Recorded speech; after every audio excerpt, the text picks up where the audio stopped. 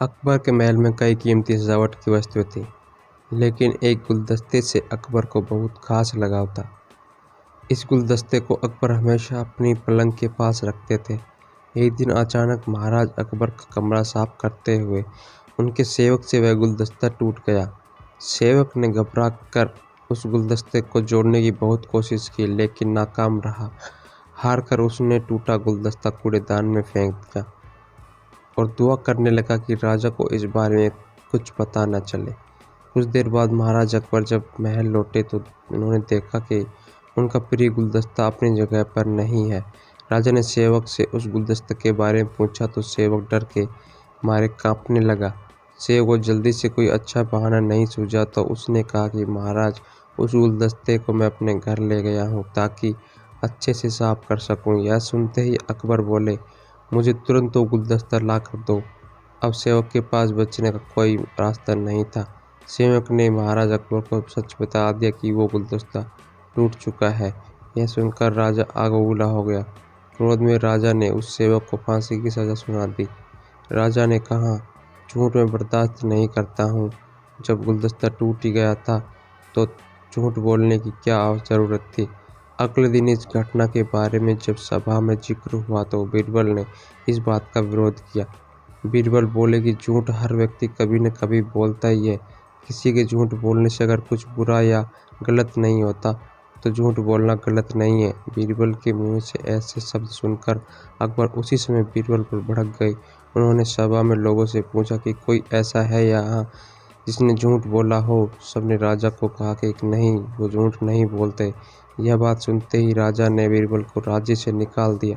राज दरबार से निकलने के बाद बीरबल ने ठान लिया कि वो इस बात को साबित करके रहेंगे कि हर व्यक्ति अपने जीवन में कभी न कभी झूठ बोलता है।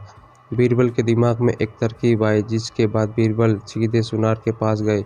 उन्होंने जौहरी से सोने की गेहूं की जैसी दिखने वाली बाली बनवाई और उसे लेकर महाराज अकबर की सभा में पहुंच गए। अकबर ने जैसे ही बीरबल को सभा में देखा तो पूछा कि अब तुम यहाँ क्यों आए हो।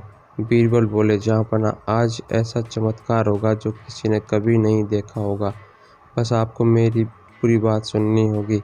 राजा अकबर और सभी सभापतियों की जिज्ञासा बढ़ गई और राजा ने बीरबल को अपनी बात कहने की अनुमति दी। बीरबल बोले, आज मुझे रास्ते में एक सिद्ध पुरुष के दर्शन हुए। उन्होंने मुझे यह सोने से बनी गेहूं की बाली दी है और कहा कि इसे जिस भी खेत में लगाओगे वहाँ सोने की फसल उगेगी। अब उसे लगाने के लिए मुझे आपके राज्य में थोड़ी सी ज़मीन चाहिए। राजा ने कहा, यह तो बहुत अच्छी बात है, चलो हम तुम्हें ज़मीन दिला देते हैं। अब बीरबल कहते हैं कि मैं चाहता हूँ कि पूरा राज दरबार यह चमत्कार देखे। बीरबल की बात मानते हुए पूरा राज दरबार खेत की ओर चल पड़ा। खेत में पहुंचकर बीरबल ने कहा कि इस सोने की से बनी गेहूं की बाली से फसल तभी उगेगी जब इसे ऐसा व्यक्ति लगाए जिसने जीवन में कभी झूठ न बोला हो। बीरबल की बात सुनकर सभी राज दरबारी खामोश हो गए और कोई भी गेहूं की बाली लगाने के लिए तैयार नहीं हुआ।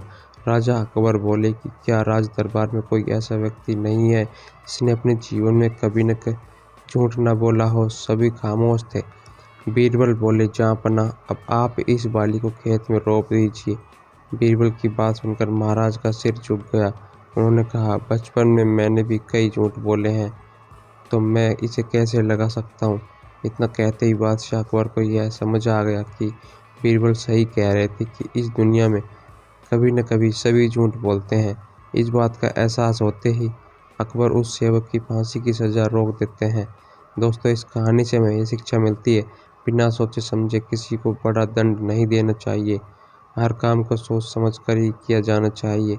साथ ही एक छोटे से झूठ की वजह से किसी व्यक्ति का आलंकन भी नहीं किया जाना चाहिए, क्योंकि कुछ परिस्थितियाँ ऐसी होती हैं कि लोग झूठ बोल देते हैं। दोस्तों, कहानी अच्छी लगी है तो आप कमेंट में बताएं कि आपको कैसी लगी है और वीडियो को लाइक करके चैनल को सब्सक्राइब जरूर कर लें। धन्यवाद।